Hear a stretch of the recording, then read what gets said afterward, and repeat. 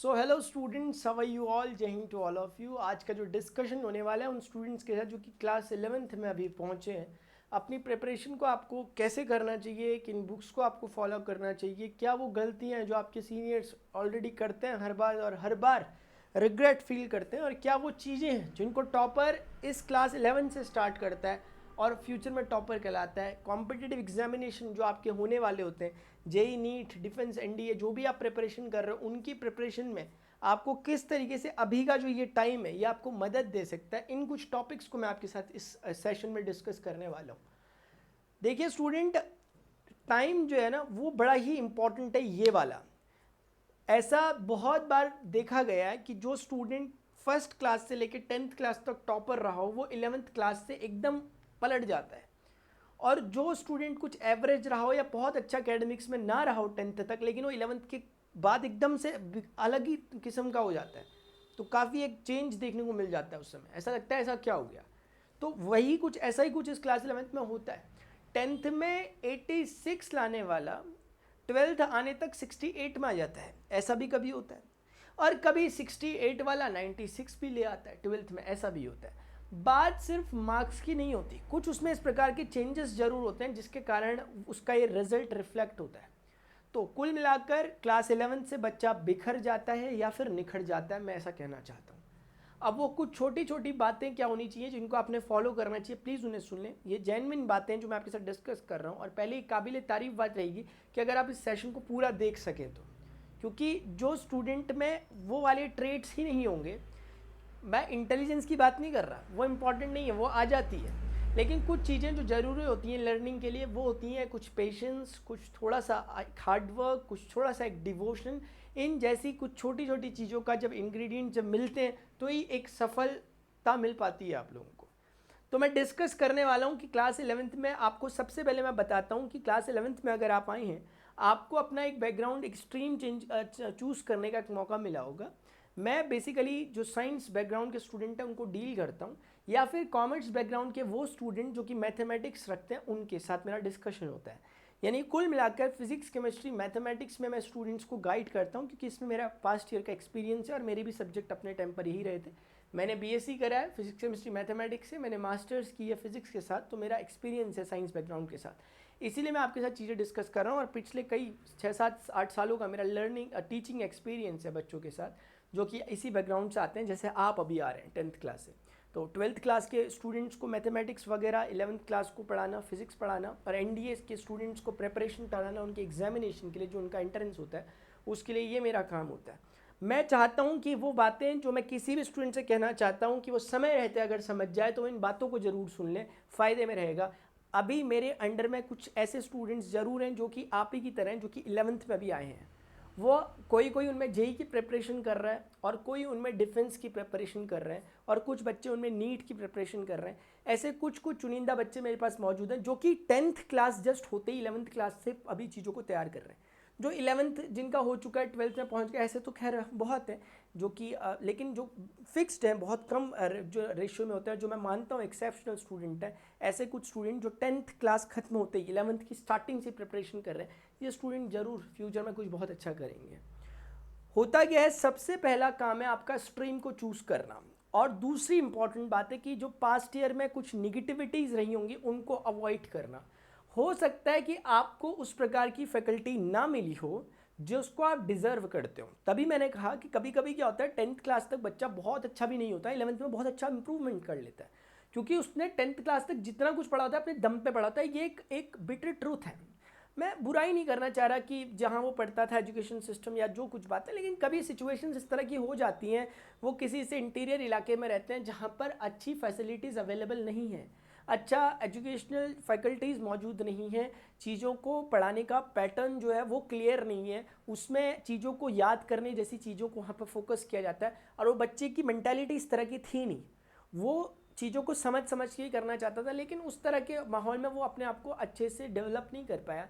लेकिन जैसे ही वो 11th क्लास में आता है, हो सकता है उसे माहौल मिल जाए। कम से कम आज कुछ नहीं तो हम ये नहीं कह सकते कि माहौल नहीं है, यूट्यूब भरा पड़ा हुआ, एक से एक इंटेलिजेंट टीचर्स, एजुकेटर्स, इंटेलेक्चुअल्स यहाँ पर पढ़ा रहे होते हैं। तो आपको एक अपने आप को उस रो में लाने का मौका मिल जाता है। आप ये नहीं कह पाते कि यार हम यहाँ से हम वहाँ से, ये चीज़ें अब मैटर नहीं करती जब से चीज़ें ऑनलाइन शिफ्ट हुई हैं, खास तौर से लर्निंग। तो अभी मैं बोलने जा रहा हूँ कि सबसे पहला डिसीजन अपनी स्ट्रीम को लेकर करें और please be confident about that. कभी ऐसा ना हो कि हमने मैथ्स ले ली, साइंस ले ली और 10 दिन बाद हमें लग रहा है कि हमने गलती कर दी।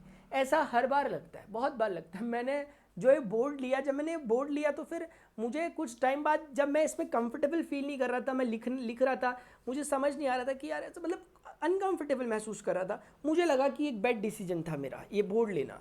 मैंने सोचा क्यों ना मैं कैमरा ले लेता अच्छी क्वालिटी का, इससे अच्छा, और अपने वो ग्रीन बोर्ड में ही पढ़ाता। जब भी कहीं नई चीज़ कभी आती है तो इंसान की फितरत है कि वो नई चीज़ों में शिफ्ट करने से पहले थोड़ा हिचकता है और थोड़ा सा उसमें कंफर्टेबल महसूस नहीं करता है। न्यूटन का फर्स्ट लॉ भी तो यही कहता है कि कोई चीज़ अपने जिस स्टेट ऑफ मोशन में है तो मोशन में रहेगी, रेस्ट में तो रेस्ट में रहेगी, अनलेस कि उस पर कोई एक्सटर्नल फोर्स ने अप्लाई किया जाए।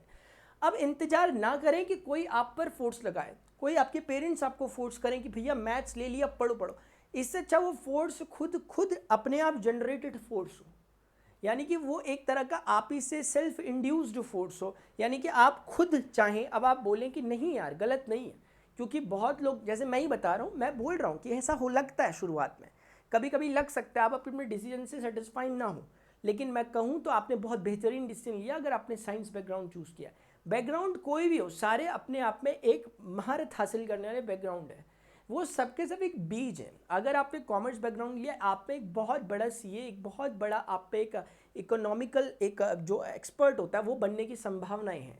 अगर आप मेडिकल बैकग्राउंड लेते हो, आप दुनिया के बड़े डॉक्टर बनने की आप में संभावनाएं हैं।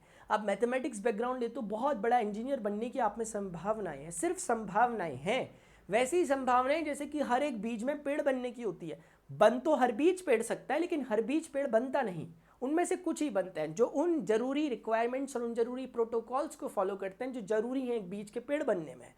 तो हमारे लिए भी कुछ ऐसी जरूर चीज़ें हैं।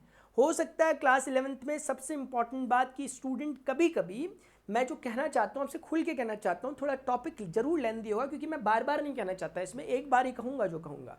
वो बात ये कि क्लास 11th में जब स्टूडेंट आता है, सबसे पहला अपनी स्ट्रीम का सिलेक्शन करें और कॉन्फिडेंस रहे उसके लिए जो भी आपने सेलेक्ट करी। मैं नहीं कहता कि आर्ट साइड, कॉमर्स या कोई भी, और मैथमेटिक्स या कोई भी साइड अच्छी नहीं है, सारी की सारी स्ट्रीम बहुत बेहतरीन है, लेकिन मैटर करता है कि आप उसमें अपना कितना परसेंट पुट कर पा रहे हो। तो अगर मैं मान लेता हूँ कि आप साइंस बैकग्राउंड के स्टूडेंट है, जिसको मैं मेंटरशिप में रहते हैं जो मेरे स्टूडेंट जिसके, तो अब क्या आता है, फिजिक्स, केमिस्ट्री, मैथ्स के सब्जेक्ट आते हैं। अभी तक जो पढ़ने का पैटर्न रहता है, जैसे मैं अपनी बात करूँ, क्लास 10th तक जब मैंने पढ़ा तो पैटर्न बेसिकली वो वाला रहता था मेरा कि यार क्वेश्चन आंसर। भले ही उसके बाद मैंने कुछ टाइम मैंने 12th को बेसिकली पढ़ाता था, लेकिन कुछ टाइम मैंने 10th के बच्चों को भी पढ़ाया। तो 10th के स्टूडेंट को जब मैंने पढ़ाया तो मेरा मोड, अब क्योंकि मेरा थोड़ा सा ये खुल चुका था, इसलिए मुझे आइडिया था कि बच्चों को किस तरह से पढ़ाना चाहिए। तो मैं बच्चों को कभी भी उस पैटर्न में पढ़ाता नहीं था जैसे 10th में ऑर्डिनरी तरीके से पढ़ा जाता है। मैं उसे 12th 11th के पैटर्न से पढ़ाता था, मैं सिलेबस पढ़ाता था ऐसा नहीं कह रहा। मैं 12th 11th से जो मैंने लर्निंग प्रोसेस सीखा था, लर्न कैसे किया था, चीज़ों को पढ़ने का तरीका क्या, उस मेथडोलॉजी को मैं अप्लाई करता था 10th और 9th के बच्चों के साथ। तो जब मैंने ऐसा किया तो मुझे इसके इफेक्टिव रिजल्ट देखे, स्टूडेंट को उसमें क्यूरियोसिटी जागी, उसे मज़ा आया। तो उनका मानना था कि सर ये वाला तरीका, मतलब ये ऐसे में तो हमें बड़ा अच्छा समझ में आ रहा, आपसे तो बड़ा अच्छा समझ में आ रहा हमें। तो कुल मिलाकर वो मेथडोलॉजी ये थी कि हम चीज़ों के सिर्फ इसलिए ना पढ़ें, ये कहने की बात नहीं है जो मैं कह रहा, सिर्फ इसलिए ना पढ़ें कि वो एग्ज़ाम में आएगा, इसलिए भी पढ़ें कि उससे कुछ ना कुछ चीज़ कन्वे आप तक करने की कोशिश की जा रही है। याद करने की चीज़ों के मैं पक्ष में नहीं हूँ कभी भी, याद करने की चीज़ें कभी याद करनी पड़ती है, अब कर लो क्योंकि कुछ मजबूरियाँ हैं, कुछ ज़रूरी चीज़ें हैं करनी पड़ेंगी, कर लो। लेकिन मेजॉरिटी 95% से अबव आपका जो केस रहना चाहिए वो ये रहना चाहिए कि आपको चीज़ों को समझ कर करना, ये ज़्यादा इंपॉर्टेंट आपके साथ होना चाहिए। और क्योंकि साइंस बैकग्राउंड लेने वाला स्टूडेंट, मैं मानता हूँ कि ब्लिसफुल है कि वो हमेशा उसको ऐसी चीज़ें मिलती हैं कि जो उसे याद ना करनी पड़े। हर एक चीज़ के पीछे रीज़न होता है, साइंस नाम ही इसका है कि वो आपको कभी भी नहीं कह देगी कि ऐसा होता है मान लो। अगर ऐसा कहीं सुनने में आ रहा है तो आप समझ जाओगे कुछ ना कुछ गड़बड़ी है पढ़ने और पढ़ाने के तरीके में, वो तरीका ही नहीं है पढ़ने का। स्ट्रीम सबसे पहले चूज़ करें, कॉन्फिडेंट रहें, चीज़ों को पढ़ें, और सबसे इंपॉर्टेंट बात, डायरेक्टली ट्यूशन, कोचिंग क्लासेस या फिर यूट्यूब वीडियो लेक्चर्स या फिर कोई ऑनलाइन कोर्स के बारे में डायरेक्टली ना सोचें माय डियर्स। ये सबसे बड़ा ब्लंडर है जो स्टूडेंट कभी करते हैं, फिर उन्हें बाद में खामियाजा भुगतना पड़ता है। शुरुआत में हमें रहता है कि नया नया सब कुछ है, हमें बहुत जगह से ऑफर मिलते हैं, हमें इस तरह की चीज़ें बताई जाती है कि आप ये कर लो, वो कर लो, अच्छी पढ़ाई आप कर लोगे, जेई की तैयारी कर लोगे, बहुत तरह के अलग अलग तरह की चीज़ें होती हैं। लेकिन मेरा जो इसमें एक पर्सनल ओपिनियन है जो कि बड़ा स्ट्रांग है, मैं मानता हूँ कि आपको जब भी आप अपनी प्रिपरेशन कर रहे हो, 11th में पहुँचे हो, तो पहले टाइम अपने आप में लगाएं। पहले चीज़ों को बुक जरूर रखें अपने पास, सबसे पहली प्रायोरिटी चीज़ें बुक रखें। एनसीईआरटी सही है, जो भी बुक आपको लग रहा है रखें अपने पास, उस बुक से खुद पढ़ना स्टार्ट करें। आपके स्कूल्स अवेलेबल हैं, उन टीचर्स को माने, क्योंकि वो अपने आप एलिजिबल हैं, वो टीचर्स हैं आपके, तो उनकी बात को सुने, उनको पहले फोकस में रखें। आपके प्रिंसिपल टीचर वही हैं जो कुछ हैं। मेरी बात ये समझें कि ऑनलाइन एजुकेटर्स या और कुछ भी वो थोड़ा सा सेकेंडरी चीज़ हो गई। मैं एक बारी के लिए कहूँ तो अगर पहले आपका बड़ा तगड़ा फेथ होना चाहिए आपके अपने एजुकेटर पे, जो आपके साथ डायरेक्टली फिजिकली इंटरेक्शन में, उनके साथ साथ चीज़ों को पढ़ने की कोशिश करें। पहले एटलीस्ट ये आइडेंटिफाई करें कि मुझे क्या नहीं आ रहा समझ में। जब आप ये आइडेंटिफाई कर लोगे कि मुझे समझ में क्या नहीं आ रहा, तो अच्छा रहेगा आपकी किसी कोचिंग, किसी ट्यूशन या इन तरह की चीज़ों में शिफ्ट करना, क्योंकि तब आपको एग्जैक्टली अपनी प्रॉब्लम के बारे में पता है। अगर आप किसी डॉक्टर के पास चले जाएं और आपको आपकी बीमारी के बारे में नहीं पता, या किसी थर्ड पर्सन की मैं बात करूं, तो फिर क्या इलाज हो पाएगा। अगर आप एग्जैक्टली डॉक्टर को ये बता पाओ कि यार इस तरह की दिक्कत है, इस ऑर्गन में, इस पार्ट में मुझे दिक्कत महसूस, तो डॉक्टर को एक आइडिया मिल पाएगा। अगर आपके यहाँ नोज में, थ्रॉट में कहीं पे दर्द है, आप किसी गैस्ट्रो सर्जन के पास चले जाएं, तो ये बहुत अच्छी बात नहीं होगी। आपको अगर लग रहा है कि मेरे थ्रॉट में प्रॉब्लम है, ईएनटी के पास जाना ज़्यादा सूटेबल है। तो एटलीस्ट आपने अपना वो डोमेन नीच वो तो पकड़ लिया कि मुझे प्रॉब्लम कहाँ पर है। तो जब आपको ये पता चल पाएगा कि मैथ्स पढ़ते समय मुझे ये चीज़ में प्रॉब्लम है, तो जब आप टीचर के पास जाएंगे तो आप उस प्रॉब्लम को रिजॉल्व करवा पाएंगे। लेकिन अक्सर जो देखा गया है, क्योंकि ट्रेंड चला है जो कि बेकार ट्रेंड है, कि ट्यूशन जाने का ट्रेंड या कोचिंग सेंटर, स्कूल शुरू होता नहीं है उससे पहले ट्यूशन चले जाते हैं। हमें लगता है कि ये गलत बात है, ये पेरेंट्स की तरफ से मैं इसको गलती कहता हूँ, क्योंकि बचपन से ऐसी गलतियाँ की जाती हैं। बच्चा फर्स्ट क्लास में पढ़ रहा है, उसे उठा के ट्यूशन में डाल दिया। मानना यह है कि जितना ज़्यादा वो किताबों के सामने रहेगा उतना जल्दी सीखे, ऐसा बिल्कुल भी नहीं है। ये बिल्कुल बहुत घटिया बकवास मैं कहूँ इसे अगर है तो ये, क्योंकि ऐसा बिल्कुल भी नहीं है।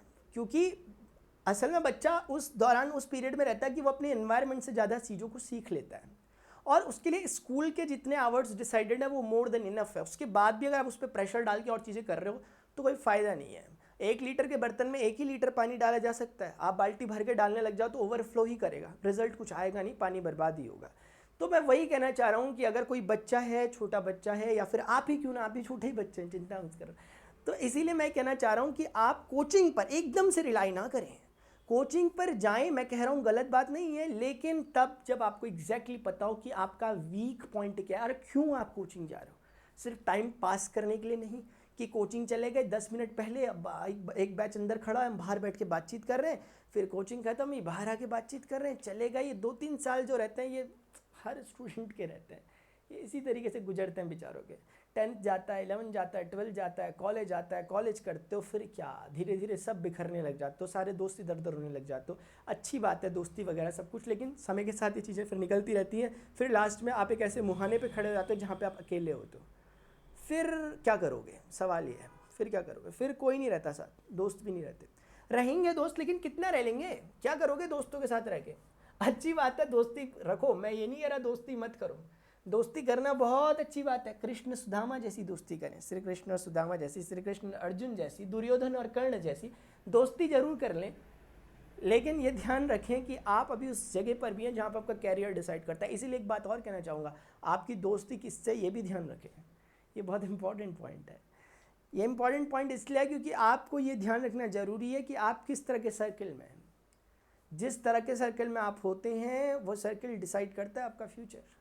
कि जिस प्रकार के दोस्तों से, जिस प्रकार के लोगों के साथ आपका आना जाना, उठना बैठना होता है, वो डिसाइड करता है आपके फ्यूचर को। दुनिया में आज बहुत सक्सेसफुल, बहुत अच्छे, बहुत ज़बरदस्त लोग भी हैं जिनको देखकर लगता है कि इंसान ऐसा भी हो सकता है क्या, इतना खतरनाक, इतना प्रतिभाशाली। और कई दूसरे लोग ऐसे भी हैं जो इतने भयंकर, इतने खतरनाक हैं कि रावण और जैसे लोग भी देखे तो दहल जाएं एक बारी के लिए। ऐसे लोग भी दुनिया में मौजूद हैं आज की डेट में। तो वो इंसान का अच्छा बनना या ख़राब बनना पूरी तरीके से उसके माहौल पर डिपेंड करता है। कहीं ना कहीं ऐसा भी होता है कि अगर आप मजबूरी बस ऐसे माहौल में जिससे आप निकल नहीं पा रहे, लेकिन आप अंदर से डिसिप्लिन अगर हैं तो फिर आप बाहर निकल के अच्छे से आ सकते हो, क्योंकि कीचड़ में ही कमल भी खिलता है। तो इसलिए मैं कहना चाह रहा हूँ कि कुल मिलाकर अपने आप में प्लीज़ एक इंटरोगेट अपने आप को करते रहें हमेशा कि मैं किस लाइन में जा रहा हूँ। ये बड़ा इंपॉर्टेंट है यार, 11th और 12th क्लास में ये बड़ा दिक्कत होती है। आप में बहुत बड़ी संभावनाएं हो सकती हैं किसी भी इसमें, लेकिन वो 11th 12th से ऐसी शिफ्टिंग होती है कि ऐसा टर्निंग पॉइंट मिलता है कि वो कहाँ से कहाँ पहुँच जाता है बच्चा। तो ये चीज़ से बचें प्लीज़, अपने आप को एक पॉजिटिव वे में डालें।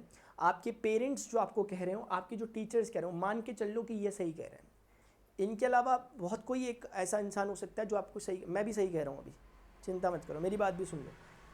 इसीलिए क्योंकि कई बार क्या होता है, हमें सही और गलत का डिसीजन लेने की इस समय मेरे ख्याल से उतनी ज़्यादा समझ नहीं होती। ऐसा मैं वैसे नहीं कह रहा कि आप में नहीं है, मैं कह रहा हूँ ऐसा हो सकता है।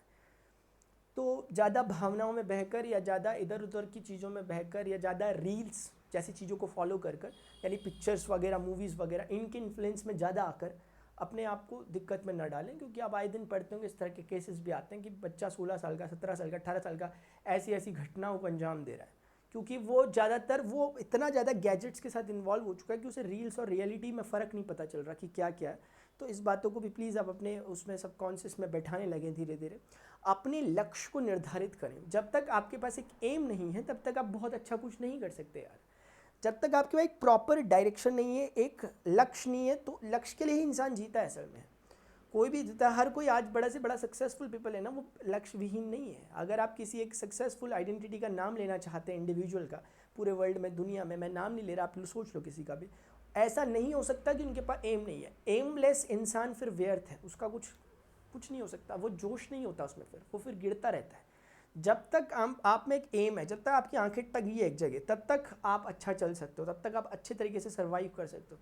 जिस दिन आपकी आंखें किसी एक जगह पे टिकी नहीं रहेंगी ना, उसके बाद आपको डिस्ट्रैक्ट करने के लिए हज़ारों चीज़ें अड़ोस पड़ोस मौजूद हैं, आपको टिका रहना पड़ेगा। सज धज कर आए आकर्षण, पग पग पर झूमते प्रलोभन, होकर सब से विमुख बटोही, जीवन भर अविचल चलता है, जीवन भर अविचल चलता है, दिव्य ध्येय की और तपस्वी, जीवन भर अविचल चलता है। ध्येय होना जरूरी है, और ध्येय जैसे कि फ़िलहाल के लिए आपके क्या ध्येय हो सकते हैं, जो अभी छोटे छोटे ध्येय हैं, जैसे कि आपके एग्जामिनेशन, आपका सपना हो सकता है, आपके पेरेंट्स का सपना हो सकता है, उन्होंने सोचा हो कि आप एक डॉक्टर बनेंगे।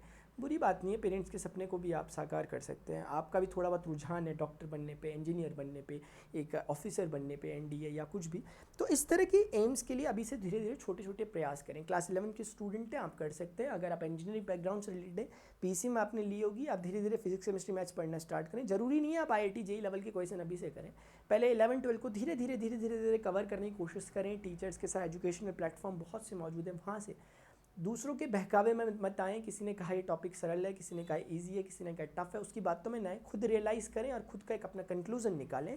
इन चीज़ों को करें और ज़्यादा लोड ना लें। चीज़ मैं आपको पहले ही बता दूं, चीज़ें ऐसी हैं कि जिसे पढ़कर मज़ा आता है।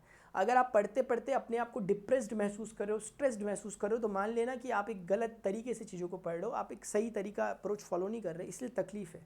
इसलिए उस तरीके को सुधारो। सुधरेगा कैसे? करते रहो, अपने आप सुधर जाएगा। किसी दूसरे तीसरे पर ज़्यादा आश्रित मत रहो कि वो बताएंगे, वो मुझे मोटिवेट करेंगे, तब मैं जाके मोटिवेट हूँगा। अपने आप को इतना वीक मत समझो, आपके अंदर बड़े बड़े योद्धा छुपे हुए हैं, ये बात को आप जान लें तो बेहतर रहेगा। दूसरों पर रिलाई मत करें, किसी पे भी मत करें रिलाई कि वो मुझे मोटिवेट करेगा तभी जाकर मैं मोटिवेट हूँगा। ऐसा कुछ नहीं है। आप एक असीम शक्ति के भंडार हैं। आप चाहें तो खुद, अगर आप चाहें तो आप बहुत कुछ कर सकते हैं और दुनिया बदल सकते हैं, इतना कुछ कर सकते हैं। 11th और 12th की स्टडी पर ही बेस्ड आपके आगे की कॉम्पिटिटिव एंट्रेंस एग्जाम होते हैं। अगर आप जेई की प्रिपरेशन कर रहे हो, एनडी की कर रहे हो, आप नीट की कर रहे हो, इन सब में ले दे के आप मान लो कि नीट में और एनडीए में 90% से अबव का पोर्शन आपका एनसीईआरटी आपको इतनी स्ट्रेंथ दे देगा 90% तक की। 80% तक की मैं कहूँ तो स्ट्रेंथ आपको जेई में मिल जाएगी एनसीईआर आपकी 12th 11th से। बाकी का जो पार्ट होता है वो पैटर्न चेंज होता है। इसीलिए थोड़ी दिक्कत होती है। जेई के लिए मैंने 80 इसलिए कहा क्योंकि जेई में कुछ टॉपिक ऐसे आते हैं जो आपकी क्लास 11-12 में नहीं है, उनमें थोड़ा सा एक्सटेंशन होता है।